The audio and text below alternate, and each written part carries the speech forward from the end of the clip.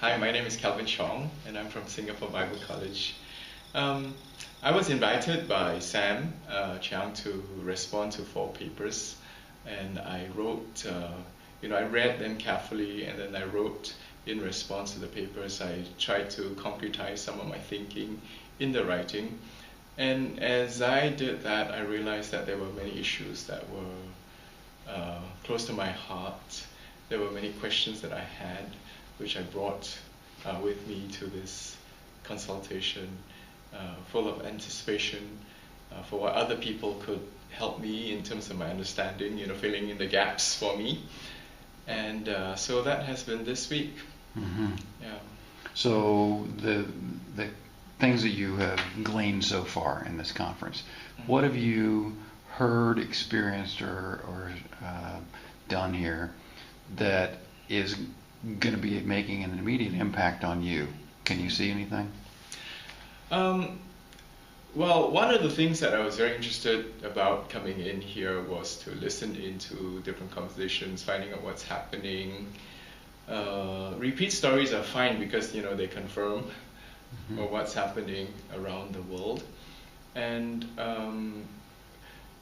I'm also in a writing mode, so one of the things that I'm trying to put together, listening to the conversation, is what are the important issues that need to be talked about, written about, and I'm meeting up with people intentionally, sitting with them, having conversations, filling in the gaps in my own understanding, and asking, is there a roadmap that I can formulate to move forward with some writing, to see how I can serve this community a little bit better.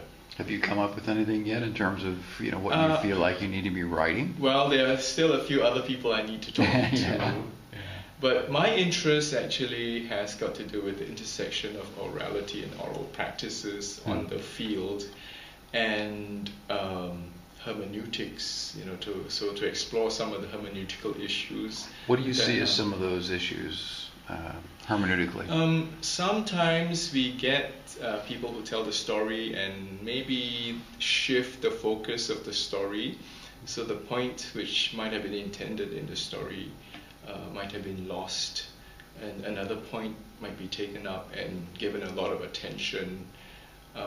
Things like that, and sometimes taking a story outside of its larger context, and it may have a little bit of a different meaning if you see it in a bigger context. So that's the sort of thing that I have been hearing that is happening, and among some of the practitioners, they are aware, and they're asking questions, how can we address these issues?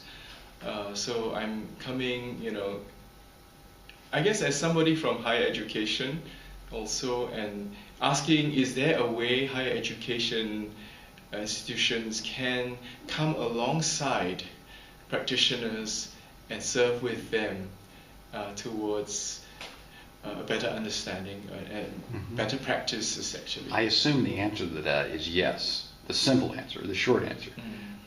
What is a long, we don't have time for this really in a short interview, but succinctly as possible, how can we do that? Higher education, come alongside oral principles and methods. How does that work? Well, higher education, the purposes of higher education is not just to create new knowledge, but also it's very often, critical reflection on practices, etc. And I think the partnership between higher education and the practice can be done wonderfully if each of us work together. And so, for example, if we can get people who are on the ground, maybe demonstrating how they are doing it, and higher education can provide a critique in a friendly manner and say, maybe we can add this, or maybe we could consider doing it this particular way. And of course, there could be some pushback and saying, in this particular culture, we did that, it might not work. And through the negotiation, through the listening to each other, in terms of knowing each other's concerns and the issues involved, I think there will be a much better understanding and opportunity for higher education to serve, well, institutions of theological institutions of higher learning to serve the church and parachurch in this way. I would love to see that happening. It's going to happen.